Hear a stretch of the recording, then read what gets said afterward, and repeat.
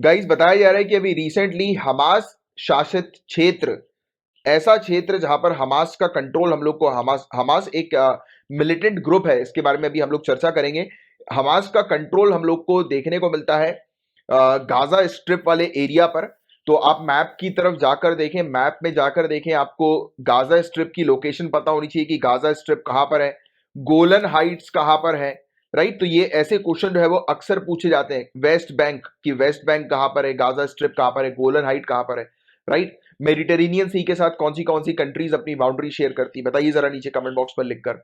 Right, तो ऐसे question अक्सर आते हैं। आपको इजिप्ट की लोकेशन, यानी कि ये जो क्षेत्र है गाजा स्ट्रिप का, इजिप्ट इसके नजदीक है कि नहीं, कि वेस्ट बैंक बैंक के नजदीक जॉर्डन है, तो ऐसी लोकेशन, डेड सी कहां पर है। तो ये सब चीजें आपको पता होनी चाहिए। मैप से रिलेटेड ऐसे क्वेश्चन डायरेक्ट आते हैं कि नॉर्थ टू साउथ में अरेंज करो, ईस्ट टू वेस्ट में अरेंज करो, तो बहुत गौर से मैप को देखा करो आप। तो गाजा स्ट्रिप पर ऑपरेट करते हैं हमास, एक मिलिटेंट ग्रुप है। तो अभी रिसेंटली हमास शासित क्षेत्र यानी कि गाजा स्ट्रिप से हमास ने रॉकेट दागे थे इजराइल के ऊपर। तो इसके एक दिन के बाद इजराइल की सेना ने गाजा पट्टी में आतंकवादी ठिकानों पर हमले शुरू कर दिए। अभी रिसेंटली इजराइल की मिलिट्री ने जो है वो हमले करना शुरू कर दिए हैं हमास को टारगेट करते हुए, मिलिटेंट ग्रुप को टारगेट करते हुए, क्योंकि हमास ने जो है वो यहां से रॉकेट जो है वो दागे थे। और कुछ समय पहले की बात थी, आपको पता ही कि रॉकेट हमास और या फिर आप कह सकते हैं कि पैलेस्टीन और इजराइल के बीच का मुद्दा एकदम से जो है वो शुरू हो गया था अल अक्सा मस्जिद के कांड के बाद, इशू के बाद। पता होगा आपको, यह एक काफी इंपॉर्टेंट न्यूज थी, इंटरनेशनल न्यूज। राइट, रखा करो रिकॉर्ड, रखा करो इंटरनेशनल न्यूज का, इस टाइप की बहुत ज्यादा इंपॉर्टेंट होती है, तो आपको पता होगा इस चीज के बारे में। राइट, तो ये चीज है। और पूरा मुद्दा जो था वो यही था कि इजिप्ट ने अभी मध्यस्थता करवाई थी, अभी दोनों ने एक दूसरे के ऊपर रॉकेट दागे थे कुछ समय पहले, तो बस मध्यस्थता करवाई थी, बट बावजूद उसके हमें फिर से अब देखने को मिल रहा है, फिर से इशू जो है वो हो गए हैं। अभी फिर से जो है वो इजराइल ने हमास के ऊपर यानी कि गाजा स्ट्रिप के ऊपर जो है वो कार्रवाई करी है, हमले करे हैं। और गाजा स्ट्रिप से हमास ने जो है वो रॉकेट दाग दिए हैं इजराइल के ऊपर। राइट, तो ये चीज है। तो हमास कौन है गाइस? तो हमास एक पैलेस्टीनियन इस्लामिस्ट पॉलिटिकल ऑर्गेनाइजेशन और मिलिटेंट ग्रुप है। राइट, ये इजराइल के साथ कंटिन्यूअस युद्ध लड़ रहा है 1987 से, और 1987 वो ईयर था जिस समय इसका गठन हुआ था हमास का। और ये सुसाइड बॉम्बिंग के थ्रू और रॉकेट अटैक्स के थ्रू इजराइल के ऊपर हमले करता है ये। और इसका मेन ऑब्जेक्टिव ये है कि इजराइल को हटाकर पैलेस्टीनियन स्टेट में जो है वो कन्वर्ट करना। तो आपको इजराइल और पैलेस्टीन के मुद्दे के बारे में डिटेल में हर एक चीज पता होनी चाहिए, प्रॉपर तरीके से इजराइल और पैलेस्टीन के बीच का क्या मुद्दा है। राइट, और मतलब कैसे ये मुद्दा शुरू हुआ, इसके पीछे का क्या बैकग्राउंड था, हर एक पॉइंट आपको डिटेल में पता होना चाहिए। राइट, तो ये थी न्यूज जिसके बारे में आपको जनरल सा आइडिया होना चाहिए। गाइस, हम लोग डिस्कस करेंगे इजराइल पैलेस्टीन के मुद्दे को, इजराइल फिलिस्तीनी विवाद को काफी डिटेल में हम लोग समझेंगे। अभी ये टॉपिक न्यूज में क्यों आया उसको मैं आपको थोड़ी देर से समझाऊंगा। पहले मैं आपको समझाता हूं कि ये पूरा कॉन्फ्लिक्ट, ये पूरा संघर्ष जो था वो क्या था। एक एक करके हम चीजों को काफी डिटेल में जो है वो समझेंगे। सबसे पहले आप ये वाला मैप देखिए, ये मैप का ईयर देखिए 1947। ये ग्रीन वाला जो आपको एरिया दिखाई दे रहा है ये पैलेस्टीनियंस लैंड है, या फिर आप कह सकते हो ये ग्रीन वाला एरिया किसके कंट्रोल में? अरब के कंट्रोल में। किसके? अरब्स के कंट्रोल में। बहुत ध्यान से सुनिएगा, जो जो चीज मैं बताते चल रहा हूं, चाहे तो शॉर्ट नोट्स भी बनाते चले आप लोग। तो ये वाला एरिया जो है वो अरब्स के कंट्रोल में हम लोग को देखने को मिल रहा है। ये व्हाइट वाला जो चितकबरा एरिया जो आपको दिखाई दे रहा है, ये किनके कंट्रोल का है? अभी ज्यूज के कंट्रोल का, यहूदियों के कंट्रोल का है। ठीक है, फिर आप देखिए धीरे से जब पार्टीशन होता है तब इजराइल का एरिया देखिए आप कितना बड़ा हो गया, यानी कि ज्यूज के कंट्रोल वाला एरिया, यहूदियों के कंट्रोल वाला एरिया कितना बड़ा हो गया। फिर आप देखेंगे धीरे धीरे करके प्रेजेंट सिनेरियो तक आते आते जो अरब्स जो है वो माइनॉरिटी में चले गए और ज्यूज का कंट्रोल हम लोग को मेजोरिटी में देखने को मिला। राइट, मतलब कि कंट्रोल आप देखिए जमीन के ऊपर, पहले अरब्स का कंट्रोल था, पर धीरे धीरे करके ज्यूज ने ये कंट्रोल जो है वो अपना इस जमीन पर, इस क्षेत्र पर जो है वो हासिल कर लिया। तो कहीं ना कहीं एक बात तो पहला पॉइंट आपको क्लियर यही हो रहा है कि ये जमीन का पूरा इशू है, जमीन को हथियाने का, हड़पने का पूरा इशू है। और किनके बीच का इशू है ये भी आपको क्लियर हो गया, ज्यूज का और अरब्स का, यहूदियों का और अरबों के बीच का ये संघर्ष, ये इशू, ये कॉन्फ्लिक्ट हम लोग को देखने को मिल रहा है, जो जिसको 100 साल से भी ज्यादा हो चुके हैं और अभी भी ये कॉन्फ्लिक्ट लगातार चल रहा है। तो ये जमीन को लेकर कॉन्फ्लिक्ट है। किसके बीच की जमीन? जॉर्डन नदी और मेडिटेरेनियन सी के बीच की जमीन को लेकर कॉन्फ्लिक्ट है। ये देखो आप मैप में, ये मेडिटेरेनियन सी आपको यहां पर दिखाई दे रही है, ये जॉर्डन रिवर है। तो इसके बीच की वाला जो एरिया पूरा है, इसको लेकर ये पूरा विवाद जो है वो बताया जाता है। ठीक है, इजराइल और पैलेस्टीन का। यहां तक बात क्लियर हो गई। अब देखें, सवाल बट ये उठता है, सवाल ये चीज आना चाहिए आपके माइंड में कि ज्यूज जो है वो यहां पर कैसे आए और क्यों आए। तो देखो गाइस, यूके ने इनको यहां पर सेटल किया ज्यूज को।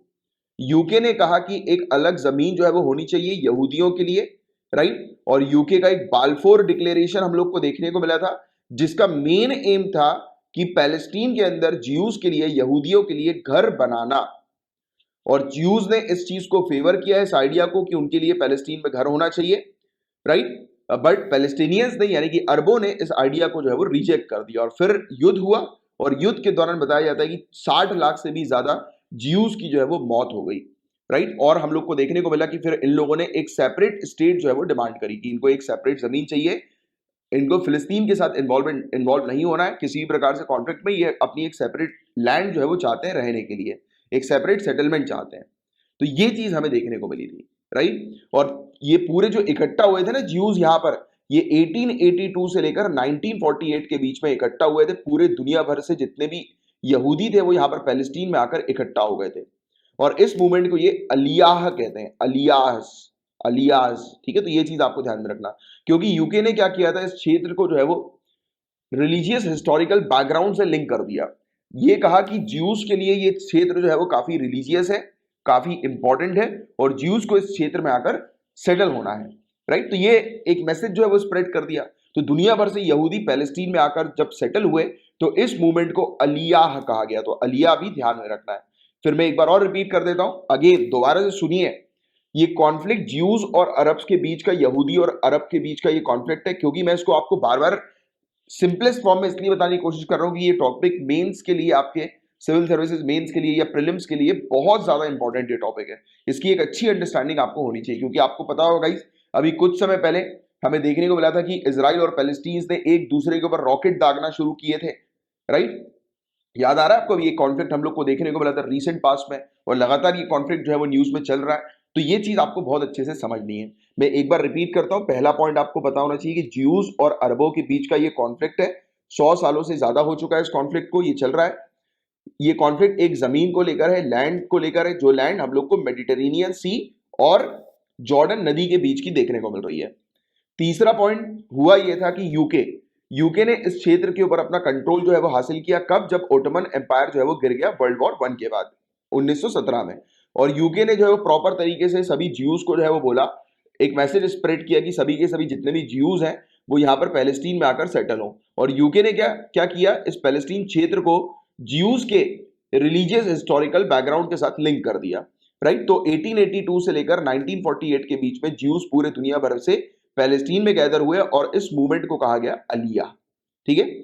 और फिर बाल्फोर डिक्लेरेशन यही था, जिसका मेन एम ये था बाल्फोर डिक्लेरेशन का, कि ब्रिटेन ने ये बोला कि जितने भी ज्यूज हैं उनका घर होना चाहिए पैलेस्टीन में, राइट। और ज्यूज ने इस आइडिया को जो है वो फेवर किया कि हाँ पैलेस्टीन में हमारा घर होना चाहिए। बट क्या हुआ कि पैलेस्टीनियंस ने, यानी कि अरबों ने इस आइडिया को रिजेक्ट कर दिया। फिर युद्ध हुआ, और युद्ध में 60 लाख से भी ज्यादा ज्यूज की जो है वो मौत हो गई, राइट। फिर इन्होंने जो है वो इवन डिमांड भी करी कि इनको एक सेपरेट ज्यू स्टेट जो है वो चाहिए। बात क्लियर यहां तक? ठीक है, आगे की चर्चा करते हैं। तो ज्यूज ने क्लेम किया पैलेस्टीन को, राइट, कि ये इनका नेचुरल होम है, ये इनका घर है। और अरब ने भी यही चीज जो है वो क्लेम करी है, और अरब इस जमीन से हटने के लिए तैयार नहीं हुए, रेडी नहीं हुए। फिर इंटरनेशनल कम्युनिटी को सपोर्ट, मतलब इंटरनेशनल कम्युनिटी ने जो है वो ज्यूज को सपोर्ट कर दिया, राइट, इसी बीच। क्योंकि अब देखो यूके पावरफुल कंट्री हम लोग को देखने को मिल रही है, राइट, लगातार, राइट, बहुत समय से, राइट। अगर आप देखेंगे इंडस्ट्रियल रेवोल्यूशन, इवन अपने ही पास को देख लो ना, इंडिया के पास को देख लो, इन्होंने अपने ऊपर कंट्रोल किया। और ना ही सिर्फ अपने ऊपर कंट्रोल किया इंडिया के ऊपर, बाकी और भी काफी सारी कंट्रीज के अंदर इन्होंने अपनी कॉलोनी स्टैब्लिश करी थी। तो पावरफुल कंट्री थी ऑलरेडी है, राइट, ब्रिटेन। तो इसने इंटरनेशनल कम्युनिटी का जो है वो सपोर्ट ले लिया, राइट, ज्यूज को सपोर्ट करते हुए। तो इंटरनेशनल कम्युनिटी ने ज्यूज को सपोर्ट किया। फिर 1947 में यूनाइटेड नेशन ने वोट किया कि पैलेस्टीन जो होगी वो सेपरेट ज्यूज और अरब स्टेट में स्प्लिट हो जाएगी, और जेरूसलम जो होगी वो एक इंटरनेशनल सिटी होगी, क्योंकि जेरूसलम को लेकर ही दोनों का इशू चलता है, राइट, कि जेरूसलम किसकी कैपिटल होगी, राइट। तो ये इशू हम लोग को देखने को मिलता है। और ये प्लान जो है गाइस, ये ज्यूइश लीडर ने एक्सेप्ट किया। ज्यू ने बोला, यहूदियों ने बोला कि हाँ हमें ये प्लान पसंद है, एक काम करो इसको एक इंटरनेशनल सिटी बना लो। बट अरब ने इसको कभी भी जो है वो एक्सेप्ट नहीं किया, इवन रिजेक्ट कर दिया, और ना कभी इंप्लीमेंट किया। आज की डेट तक भी ये इंप्लीमेंटेड नहीं है। अब देखिए गाइस, ये इजराइल बनी कैसे, इस चीज को समझिए। तो 1948 का समय था, ब्रिटेन ने अपना कंट्रोल इस क्षेत्र से हटा दिया और ज्यूज ने डिक्लेयर कर दिया इजराइल, कि ये बोल रहे थे कि अब एक लैंड होगी जिसको हम लोग इजराइल नाम देंगे, अब ये इनकी कंट्री है, राइट, इजराइल। तो ज्यूज ने इजराइल जो है वो उसका डिक्लेरेशन कर दिया। अब ऑब्वियस ही बात है, यहां पर अरब्स मौजूद थे, पैलेस्टीनियंस मौजूद थे, उन्होंने ऑब्जेक्शन उठाया, राइट, और ज्यूज भी पीछे नहीं हटे, और इसी के कारण अरब और इजराइल का वॉर, या फिर आप कह सकते हो ज्यूज और अरब का वॉर, या फिर इसे इसे फेमसली जो है वो कहा जाता है अरब इजराइल वॉर, राइट, 1948 का। तो ये वाली चीज आपको थोड़ा सा ध्यान में रखना है, इजराइल अरब वॉर 1948 का। तो ये हुआ, ये आर्म कॉन्फ्लिक्ट हम लोग को देखने को मिला।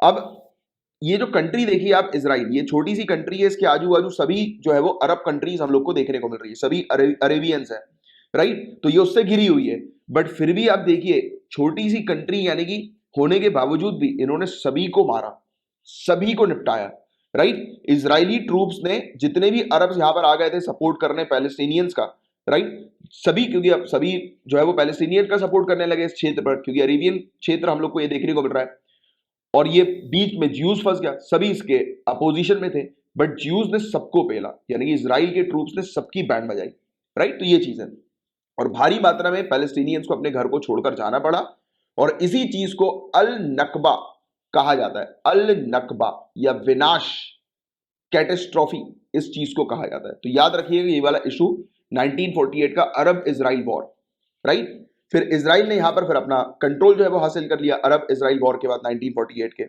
फिर क्या हुआ, जॉर्डन के साथ इसका युद्ध छिड़ा, राइट, इजराइल और जॉर्डन का युद्ध हुआ, और हमें देखने को मिला कि जॉर्डन ने कुछ पार्ट जो है इस जमीन का, इस क्षेत्र का जो है वो अपने कंट्रोल में कर लिया, राइट। जैसे वेस्ट बैंक का नाम जो है वो हम लोग वेस्ट बैंक के नाम से जिसे जानते हैं, ये वाला क्षेत्र, ये वेस्ट बैंक वाला क्षेत्र, तो जॉर्डन है यहाँ पर, जॉर्डन ने कुछ एरिया वेस्ट बैंक का अपने कंट्रोल में कर लिया। सेम ऐसे ही इजराइल का कुछ पार्ट, कुछ एरिया जो है वो इजिप्ट ने भी अपने कंट्रोल में कर लिया, जैसे हम लोग गाजा के नाम से जानते हैं, गाजा स्ट्रिप। तो आप देखिए ये गाजा स्ट्रिप, तो इजिप्ट ने ये वाला एरिया अपने कंट्रोल में कर लिया, जॉर्डन ने ये वाला एरिया वेस्ट बैंक का अपने कंट्रोल में कर लिया, ठीक है। तो ये घटना जो है वो घटी थी क्योंकि आसपास के सपोर्टर्स आ गए थे ना पैलेस्टीनियंस के, अभी हमने बात करी 1948 में अरब इजराइल युद्ध में पैलेस्टीनियन को सपोर्ट करने के लिए आसपास के अरब्स आ गए, तो उनमें से एक जो था जॉर्डन था, एक जो था वो इजिप्ट था। तो इजिप्ट ने जो है वो गाजा स्ट्रिप अपने कंट्रोल में कर लिया, जॉर्डन ने जो है वो ये वाला जो क्षेत्र हम लोग को देखने को मिलता है वेस्ट बैंक का अपने कंट्रोल में कर लिया, ठीक है। एक एक करके मैप के थ्रू चीजों को समझो और दिमाग में पूरी पिक्चर जो है वो बनाओ, तब जाकर ये बहुत अच्छे से टॉपिक आपके दिमाग में रहेगा और स्टे कर जाएगा, मतलब कि आप एग्जाम के समय पे भूलेंगे नहीं, ठीक है। तो ये चीज हो गई। तो ये घटना हमने देखी कि इजराइल का कुछ पार्ट जो है वो किसके कंट्रोल में चला गया, इजिप्ट और जॉर्डन के कंट्रोल में चला गया, और जेरूसलम को डिवाइड कर दिया गया, इजराइल जो वेस्ट के पास था और ईस्ट यानी कि जॉर्डन, तो जेरूसलम जो थी वो वेस्ट और ईस्ट में जो है वो डिवाइड हो गई। यही वाला एरिया जो हम लोग को देखने को मिल रहा है, वेस्ट बैंक वाला एरिया, राइट। और कोई भी फॉर्मल पीस एग्रीमेंट जो है वो साइन नहीं किया गया, और एक दूसरे के ऊपर दोनों जो स्टेट जो थी वो ब्लेम कर रही थी, इजराइल पैलेस्टीन के ऊपर ब्लेम कर रही थी, इजराइल इजिप्ट के ऊपर, और इनकी जो पैलेस्टीन के जो सपोर्टर्स थे उन पर ब्लेम कर रही थी, वो लोग इनके ऊपर ब्लेम कर रहे थे। फिर हुआ ये घटना जो है वो चेंज हुई, 6 डेज वॉर जिसको हम लोग बोलते हैं 1967 की, क्या बोलते हैं 6 डेज वॉर, मात्र 6 दिन का युद्ध हम लोग को देखने को मिला था। इसमें इजराइल ने फिर से अपना जो एरिया था, जो खोया हुआ एरिया था ईस्ट जेरूसलम का, मतलब कि ये वेस्ट बैंक वाला एरिया वापस जो है वो इसने कंट्रोल में ले लिया, किससे, ये जॉर्डन से, इवन इजिप्ट से भी गाजा स्ट्रिप का एरिया ले लिया, सीरिया से गोलन हाइट्स वाला एरिया ले लिया। तो जो जिन जिन कंट्रीज ने इसके एरिया को अपने कंट्रोल में किया था, देखो ये गोलन हाइट वाला एरिया ये ऊपर वाला है, कि जिस समय जॉर्डन ने और इजराइल ने ये वाला एरिया लिया था ना, मतलब इजराइल का अपने कंट्रोल में कर लिया था, राइट। तो उसके बाद 1967 में 6 डेज के वॉर में इसने अपने खोए हुए एरियाज को वापस हासिल कर लिया। तो आप देखिए एक छोटी सी कंट्री जिसके अपोजिशन पे सभी लोग जो इसका विरोध कर रहे थे, सभी लोग लड़ने के लिए खड़े हुए थे, बट इसने सबकी बैंड बजाई, सभी इसके आजू बाजू एनिमीज, फिर भी ये टिका रहा। तो इससे हमें क्या सीख मिल रही है, आप लोग को क्या सीख मिल रही है, कि चैलेंजेस कितने भी लाइफ में आए आपको टिके रहना है। अगर आप चैलेंजेस से दूर भागोगे या पहले ही सरेंडर कर लोगे तो आपकी जीत नहीं होगी, बट चैलेंजेस से आप लड़ोगे तो जीत आपकी होके रहेगी, राइट। तो सीखो इसराइल से ये मैसेज, राइट। और आज की डेट में इसराइल की जो इंटेलिजेंस एजेंसी है, क्या नाम है बताओ जरा नीचे कमेंट बॉक्स में लिखकर, मोसाद, आज की डेट में सबसे best, one of the best जो है वो जानी जाती है, राइट, इंटेलिजेंस एजेंसी। जैसे हमारी रॉ है, राइट, तो वैसे ही उनकी मोसाद है, राइट, तो बहुत जानी मानी, कभी पढ़ना उसके बारे में अच्छा लगेगा बहुत। तो ये पूरी स्टोरी थी इसराइल की, और किस प्रकार से देखिए इसराइल ने अपने कंट्रोल में पूरा एरिया ले लिया। तो आपको 1948 के देखो बैकग्राउंड मैंने आपको बता दिया, ज्यूज और पैलेस्टीनियंस का या अरेबियंस का जो है वो मुद्दा था एक जमीन को लेकर। फिर 1948 का इजराइल अरब इजराइल वॉर हम लोग को देखने को मिला। फिर हम लोग को 1967 का 6 डेज का वॉर देखने को मिला, राइट, कि जिसमें पूरा एरिया वापस से इसराइल ने अपने कंट्रोल में ले लिया, इजिप्ट, सीरिया और जॉर्डन से, राइट। प्रेजेंट सिनेरियो की बात करें तो इसराइल आज की डेट में वेस्ट बैंक इसराइल के कंट्रोल में ही हम लोग को देखने को मिलता है, राइट, बट इसने अपने कंट्रोल से गाजा स्ट्रिप को हटा दिया। इसने बोला कि गाजा जो स्ट्रिप वाला जो क्षेत्र है, यानी कि वो इजिप्ट के पास वाला क्षेत्र, याद करो ये मैप में ये वाला क्षेत्र, तो इसने बोला कि यहाँ पर जो है ये पैलेस्टीनियंस जो है वो रह सकते हैं, इसने ये वाला एरिया जो है वो पैलेस्टीनियंस को जो है वो दे दिया। बट यूनाइटेड नेशन जो है वो अभी भी ये कहती है कि ये वाली जो टेरिटरी है ये ऑक्यूपाइड टेरिटरी है, मतलब कि ये इसराइल के कंट्रोल में ही है, राइट। और इसराइल क्लेम करता है कि पूरा का पूरा जेरूसलम जो है वो इसकी कैपिटल है, और पैलेस्टीनियन क्लेम करते हैं कि ईस्ट जेरूसलम जो है वो उनकी कैपिटल है फ्यूचर पैलेस्टीनियन स्टेट के लिए। यानी कि आगे चल के जो आज की डेट में इसराइल दिखाई दे रही है वो बोल रहे हैं कि आगे चल के हम लोग इसको पैलेस्टीन जो है वो बना देंगे, राइट। तो फ्यूचर पैलेस्टीनियन स्टेट के लिए ये वाली जो ईस्ट जेरूसलम जो है वो इनकी पैलेस्टीनियंस की कैपिटल है। तो ये अभी भी मुद्दा चल रहा है इसी कैपिटल को लेकर, जेरूसलम को लेकर। और टेंशन जो है वो अभी बीच में बड़ी भी थी अल अक्सा मस्जिद को लेकर, आपको पता होगा, ईस्ट जेरूसलम में, राइट। यहाँ पर ही इशू चला था, जिस टॉपिक को हमने कवर भी किया था काफी डिटेल में, अल अक्सा मस्जिद के पूरे इशू को, राइट। कॉन्फ्लिक्ट हम लोग को देखने को मिला था, फिर एक दूसरे के ऊपर रॉकेट दागे गए थे, याद आ रही है पूरी स्टोरी। तो ये चीज हम लोग को देखने को मिली थी। और वेस्ट बैंक की लोकेशन मैंने भी आपको दिखाई। बताओ जरा नीचे कमेंट बॉक्स में लिखकर कि वेस्ट बैंक जो है वो किसके पास है, किस कंट्री के पास हम लोग को देखने को मिल रही है, और कौन सी कंट्री ने वेस्ट बैंक जो है वो मतलब इसराइल से हथिया लिया था, अपने कंट्रोल में कर लिया था, बताओ जरा, अभी बताया मैंने आपको। तो ये लैंडलॉक टेरिटरी हम लोग को देखने को मिल रही है, एक एरिया हम लोग को देखने को मिल रहा है। ये मेडिटेरेनियन सी कोस्ट जो वेस्टर्न एशिया का हम लोग को देखने को मिलता है उसके नजदीक है, और इसके ईस्ट में हम लोग को जॉर्डन देखने को मिलती है, और एक ग्रीन लाइन हम लोग को देखने को मिलती है जो कि सेपरेट करती है इसराइल को, इसराइल के साउथ वेस्ट और नॉर्थ में हम लोग को देखने को मिल रही है, राइट। और वेस्ट बैंक के अंदर हम लोग को देखने को मिलता है कि डेड सी शोर भी यहीं पर, इसके वेस्टर्न साइड पर आपको डेड सी भी दिखाई देगी। तो देखिए डेड सी से रिलेटेड पहले भी कई बार क्वेश्चन जो है वो यूपीएससी पूछ चुकी है कि डेड सी जो है वो कौन सी कंट्रीज के आसपास या कौन सी कंट्रीज के साथ अपनी बाउंड्री शेयर करती है, कहां पर है। तो बताएं आप मुझे दो क्वेश्चंस के आंसर। एक, मेडिटेरेनियन सी कौन सी कंट्रीज के साथ अपनी बाउंड्री शेयर करती है, और डेड सी कौन सी कंट्रीज के साथ अपनी बाउंड्री शेयर करती है, बताएं नीचे कमेंट बॉक्स पे लिख के। अब what are the dispute settlements here, तो किस प्रकार से मैंने, यानी कि इस क्षेत्र में हम लोग को अभी का मैं वापस आपको जो है वो बैकग्राउंड थोड़ा सा समझाऊं, क्योंकि अभी जो न्यूज आई है वो उसी चीज को लेकर जो है वो हम लोग को देखने को मिली है, सेटलमेंट्स को लेकर। तो देखो वेस्ट बैंक हम लोग को जो देखने को मिल रहा है, इसे जॉर्डन ने कैप्चर कर लिया था 1948 में अरब इजराइल वॉर के दौरान, जिसके बारे में अभी हमने चर्चा करी। फिर 6 डेज के वॉर के दौरान जो है वो इसराइल ने वापस इस वेस्ट बैंक के एरिया को अपने कंट्रोल में जो है वो ले लिया था, राइट। और इसराइल ने इजिप्ट, सीरिया और जॉर्डन तीनों की जो है वो बैंड बजाई, इन तीनों कंबाइंड फोर्सेस को जो है वो हरा दिया। और इसने कुछ 130 फॉर्मल सेटलमेंट्स वेस्ट बैंक पे एस्टैब्लिश कर दी, यानी कि आप ये सिंपल शब्दों में कह सकते हो 130 ऐसे एरिया इसने वहां पर सेटल कर दी, यानी कि ऐसी बस्तियां आप कह सकते हो सेटल कर दी, बना दी, एस्टैब्लिश कर दी वेस्ट बैंक के अंदर, कि जहां पर हम लोग को देखने को मिल रहे थे कि इन्होंने अपने जो यहूदी हैं उनको जो है वो एस्टैब्लिश कर दिया, राइट। और similar number of smaller informal settlement have mushroom over the last 20-25 years, और भी इसने धीरे धीरे करके इस क्षेत्र पे और अपना कंट्रोल जो है वो करना शुरू कर दिया। 4 लाख से भी ज्यादा इजरायली सेटलर्स हम लोग को यहाँ पर देखने को मिलते हैं, ज्यादातर जियोनिस्ट है, यहूदी हैं, राइट, जो कि क्लेम करते हैं biblical birth right over this land, मतलब कि उनका ये मानना है कि उस भूमि पर बाइबल के अनुसार उनकी पैदाइशी हक है, राइट, इस जमीन पर, यानी कि जो ये जमीन जो है उनकी, वो उनकी बर्थ राइट है, राइट। तो ये यहूदियों का जो है वो मानना हम लोग को देखने को मिलता है। और यहाँ पर भारी मात्रा में पैलेस्टीनियंस भी रहते हैं, कुछ 26 लाख पैलेस्टीनियंस, राइट।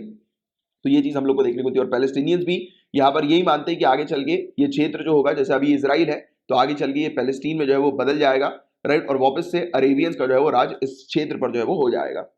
एंड जब इसराइल ने इस क्षेत्र पर अपना कंट्रोल जो है वो किया था 1967 में 6 डेज के वॉर के दौरान, तो इसने अलाउ किया था ज्यूज लोगों को कि ज्यूज यहाँ पर मूव कर सकता है, राइट। और पैलेस्टीनियन कंसिडर करता है कि वेस्ट बैंक इलीगली तौर पर ऑक्यूपाई किया गया है, राइट। पैलेस्टीनियन ये बोलता है कि वेस्ट बैंक इलीगली तौर पर ऑक्यूपाई किया गया है, ये पैलेस्टीनियन जमीन है, राइट, वेस्ट बैंक की, इसको इजराइल ने इलीगल तरीके से जो है वो ऑक्यूपाई किया है, अपने कंट्रोल में किया है।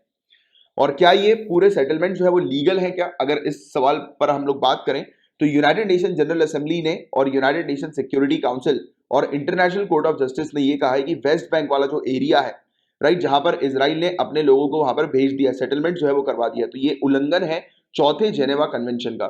अब चौथा जेनेवा कन्वेंशन 1949 का ये क्या कहता है कि कोई भी किसी भी प्रकार से, जैसे कि एक कंट्री है, जैसे इजराइल और पैलेस्टीन की अगर बात करें तो ये टेरिटरी को लेकर इशू था, तो इजराइल ने अरेबियंस के साथ जब युद्ध छेड़ा तो कोई भी किसी भी प्रकार से अपने सिविलियंस को, राइट, यानी कि आम जनता को किसी भी प्रकार से ऐसे क्षेत्र पर नहीं भेजेगी जिस क्षेत्र को इसने ऑक्यूपाई किया, अपने कंट्रोल में किया, क्योंकि उस क्षेत्र पर खतरा होता है ना सिविलियंस की जान का, राइट। तो ये चीज हम लोग को देखने को मिलती है। तो ये क्लियरली उल्लंघन जो है वो बताया जाता है चौथे जेनेवा कन्वेंशन का।